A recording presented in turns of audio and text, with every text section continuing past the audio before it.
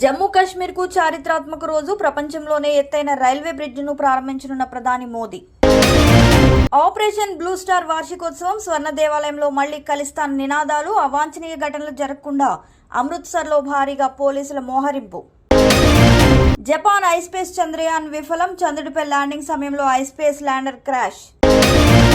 ఏపీలో బక్రీద్ బ్యాంక్ సెలవులు. జూన్ 6-7 తేదీల్లో బ్యాంకులు మూసివేత. ఎలన్ మస్క్ ట్రంప్ మధ్య ముదిరిన వివాదం. ప్రభుత్వ కాంట్రాక్టులు రద్దు చేస్తామని ట్రంప్ హెచ్చరిక. టెస్లా షేర్లు 14% పతనం. భారత్పై పాక్ మాజీ మంత్రి ఆరోపణ. బిలావల్ భుట్టో భారత్ నీటి విషయంలో యుద్ధం చేస్తుందన్నారు. ఘనంగా అక్కినేని అఖిల్ పెళ్లి. వివాహ వేడుకలో సినీతార్ల సందడి. గంగా ఎక్స్ప్రెస్ వే పురోగతి 2024 చివరికి పూర్తవుతుందని సీఎం యోగి ప్రకటన. ఏపీలో ఉపాధ్యాయ కొలువుల జాతర. మెగా డిఎస్సి 2025 ప్రారంభం. జూన్ 6 నుంచి జూలై 6 వరకు 154 కేంద్రాల్లో పరీక్షలు. ఏపీ ఇంటర్ సప్లిమెంటరీ ఫలితాలు త్వరలో. bie.ap.government.in లో ఫలితాలు విడుదలకు సిద్ధం.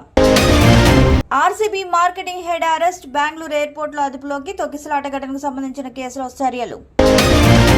జూన్ 6 జాతీయ సెలవు కాదు. పిఐబి ఫ్యాక్ట్ చెక్ ప్రకారం జూన్ 6 సెలవు వార్తలు ఫేక్. కేంద్రం ఎలాంటి సెలవు ప్రకటించలేదు.